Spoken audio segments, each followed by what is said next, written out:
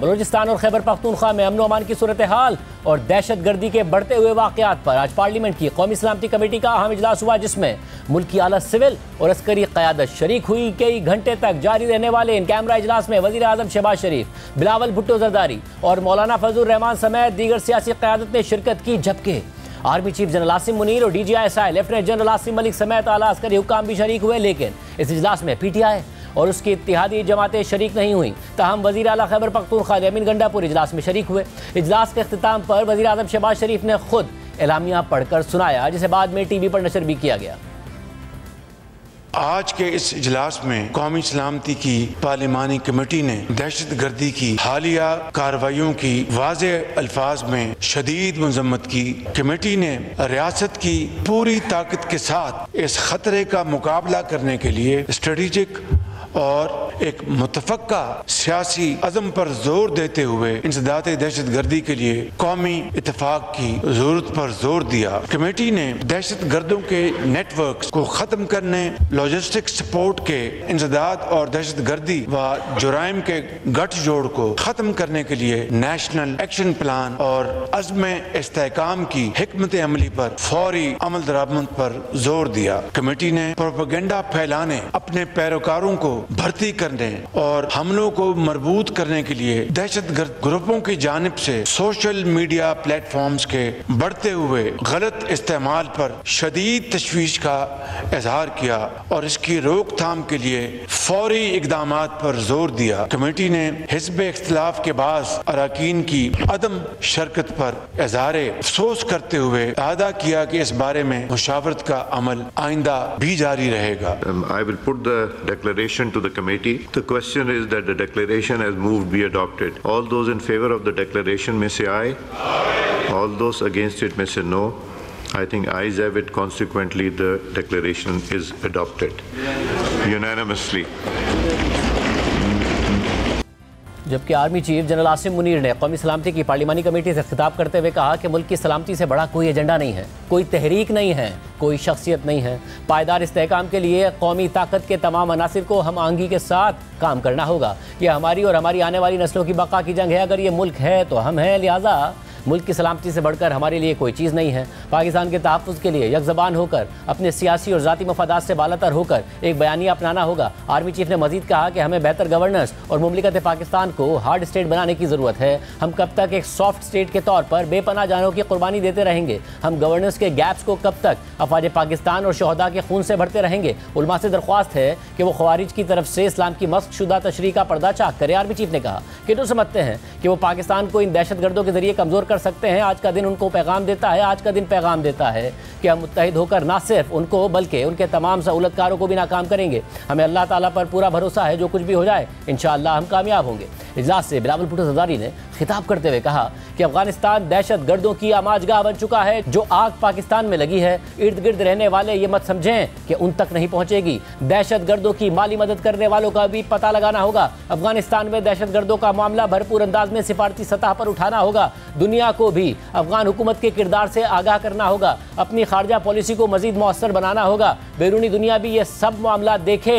दुनिया खुद को इस खित्ते से अलग थलग नहीं रख सकती। पीपल्स पार्टी पाकिस्तान से इंतहा पसंदी और दहशतगर्दी के खात्मे के लिए हर तरह की मदद को तैयार है। ये अहम कौमी मसला है जिसमें अगर मगर की गुंजाइश नहीं है। ज़राए के मुताबिक JUI के सरबराह मौलाना फजलुर रहमान ने कौमी सलामती की पार्लिमानी कमेटी के इन कैमरा इजलास से खिताब करते हुए कहा कि तहरीक इंसाफ को यहाँ ना देखकर मायूसी हुई। मुझसे मशवरा करते तो मैं उनको इजलास में आने का ज़रूर कहता। 1988 से इस ऐवान का हिस्सा रहा हूँ, आइन से वफादारी का हल्फ उठाता रहा हूँ। उस्ताद को शहीद कहूँगा लेकिन मारने वाले को मुजाहिद नहीं कह सकता। पहले भी मुख्तलिफ मकतबा फ़िक्र के लोगों ने फतवा दिया है। हमने भी कहा है कि रियासत के खिलाफ हथियार उठाने वाला दहशत गर्द है। दहशत गर्दी का कोई मजहब और फ़िरका नहीं होता। सियासी क़यादत और कौम को किसी मखमसे का शिकार हुए बगैर दहशत गर्दी का खात्मा करना होगा। हमें अपने सियासी इख्तलाफात को बालाए ताक रखते हुए इस इशू पर इकट्ठा होना होगा। दहशत गर्दी के खिलाफ जंग में कुर्बानियाँ देने वाले हमारे माथे का झूमर हैं। ज़राए के मुताबिक वज़ीर दिफा ख्वाजा आसिफ ने इजलास से खिताब में कहा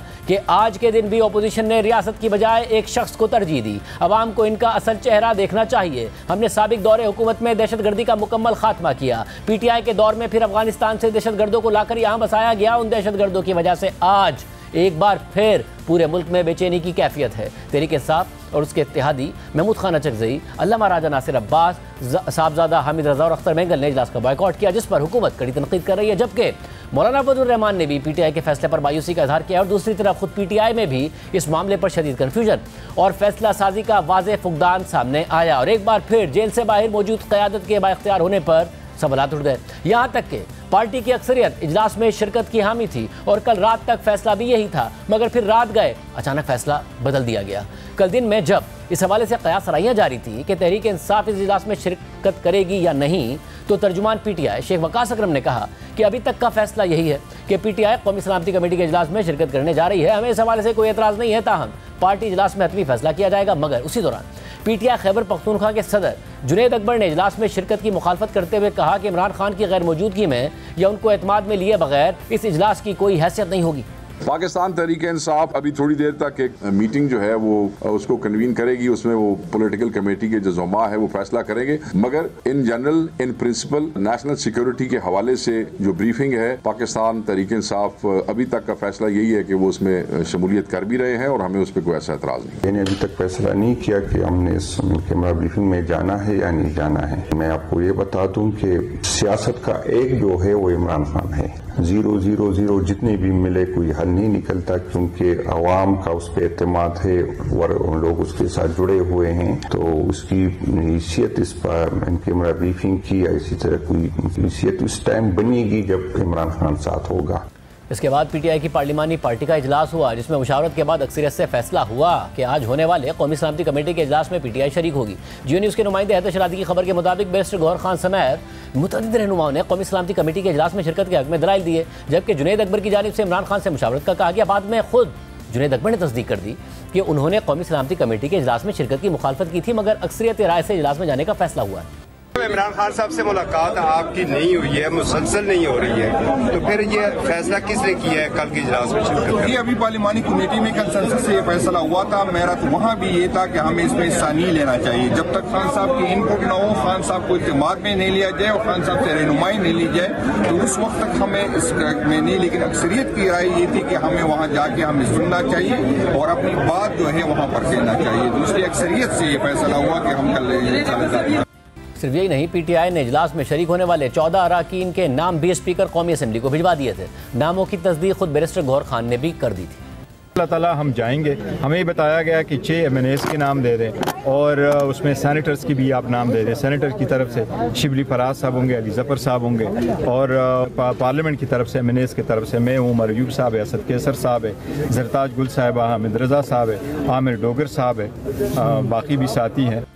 ताहम तहरीक इंसाफ ये मुतालबा भी रख रही थी कि इजलास से पहले इमरान खान से मुलाकात करवाई जाए, लेकिन इस मुतालबे को इजलास में शिरकत से मशरूत नहीं किया गया था। इस हवाले से कल रात 9:58 पर जारी होने वाले पीटीआई के एलामिये के मुताबिक पीटीआई के चीफ व्हिप आमिर डोगर की स्पीकर कौमी असम्बली अयाज सादिक, वजीर कानून आजम नज़ीर तारड़ और वजीर पार्लिमानी उमूर तारिक फजल चौधरी से मुलाकात हुई है, जिसमें आमिर डोगर ने पार्लियामेंट के नेशनल सिक्योरिटी सेशन से पहले इमरान खान से मुलाकात का मुतालबा कर दिया और मौक़िफ़ इख्तियार किया है कि तहरीक इंसाफ और सुन्नी इत्तेहाद काउंसिल के 3 रुकनी पार्लिमानी वफ्द को पार्लियामेंट के सेशन से पहले इमरान खान से हिदायत लेने के लिए मीटिंग की इजाज़त दी जाए। आमिर डोगर के मुताबिक स्पीकर अयाज सादिक और वज़रा ने मुतालिका लोगों से रब्ता किया है और मुलाकात करवाने का यकीन दिलाया है। अगर हमारी मुलाकात नहीं करवाई जाती तो फिर भी हम हुकूमत के लिए मैदान खाली नहीं छोड़ेंगे और पार्लियामेंट में इमरान खान का मौक़िफ़ पेश करेंगे।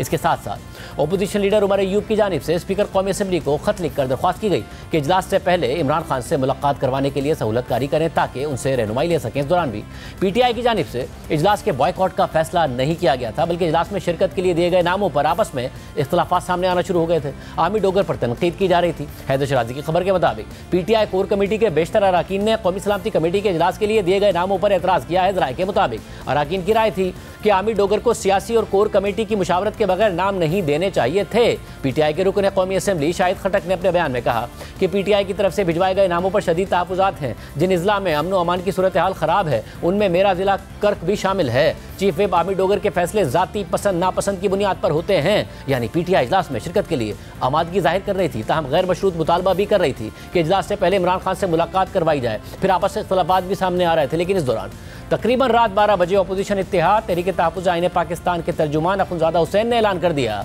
कि तहरीक तहफ़्फ़ुज़ आईन ने पाकिस्तान की क़यादत में कौमी सलामती कमेटी के इजलास में शिरकत ना करने का फैसला किया है। अपोजिशन क़यादत के फैसले के बाद PTI की सियासी कमेटी का हंगामी इजलास हुआ और इस इजलास के बाद ही कौमी सलामती कमेटी के इजलास में शिरकत को इमरान खान के साथ मुलाकात से मशरूत कर दिया गया। तकरीबन रात 2 बजे पार्टी के तर्जुमान शेख वकास अकरम ने एक्स पर अपनी पोस्ट में लिखा कि तहरीक इंसाफ की सियासी कमेटी का हंगामी इजलास मुनक़िद हुआ, जिसमें पार्लियामेंट की कौमी सलामती कमेटी में शिरकत के बारे में गुफ्तगू की गई और तमाम अरकान ने फैसला किया कि PTI कौमी सलामती कमेटी की मीटिंग में उस वक्त तक शिरकत नहीं करेगी जब तक हमारी क़यादत को इमरान खान से मुलाकात की इजाज़त नहीं दी जाती। और फिर आज सुबह PTI समेत अपोजिशन की क़यादत ने बाज़ाब्ता प्रेस कॉन्फ्रेंस की और इजलास के बॉयकॉट का ऐलान कर दिया।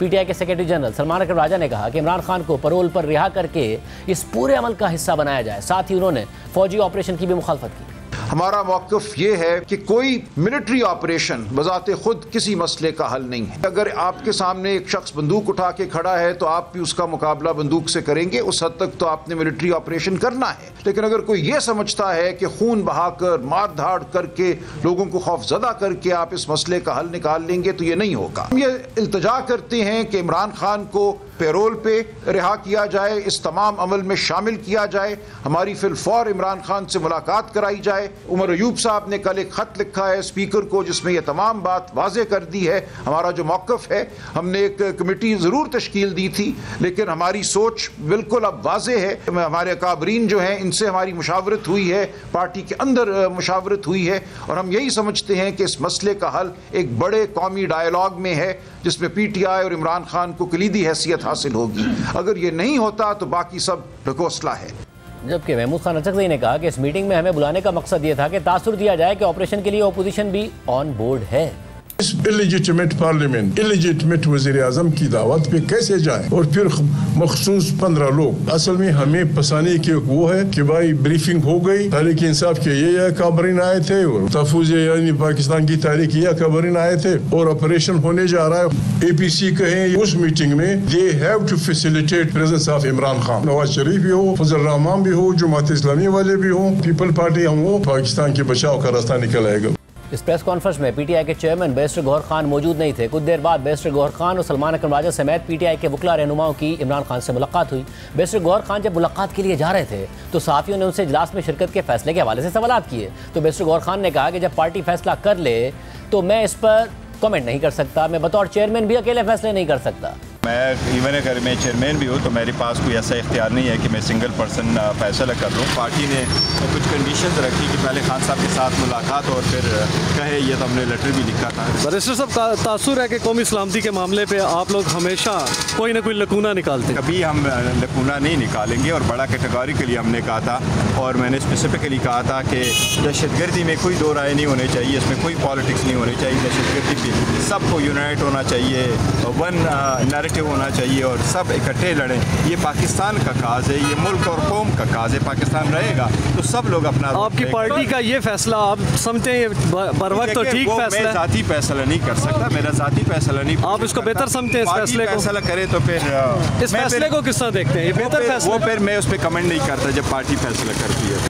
मगर फिर इमरान खान से मुलाकात के बाद बैरिस्टर गौहर खान ने कहा कि इमरान खान ने इजलास में शिरकत न करने के सियासी कमेटी के फैसले की तायीद कर दी है। नेशनल सिक्योरिटी कमेटी के मीटिंग में उस वक्त तक पेश नहीं होंगे जिस वक्त तक खान साहब से मुलाकात नहीं कराई जाती। खान साहब ने उसकी तायीद की है। खान साहब का बाहर होना, इस मुलाकात में शिरकत करना लाजिम था और खान साहब ने तायीद की है। जो पाकिस्तान तहरीक इंसाफ की पॉलिटिकल पार्टी का डिसीजन था कि इस कमेटी के मीटिंग में शिरकत न करे, इस बात की भी खान साहब ने आज तायीद की है।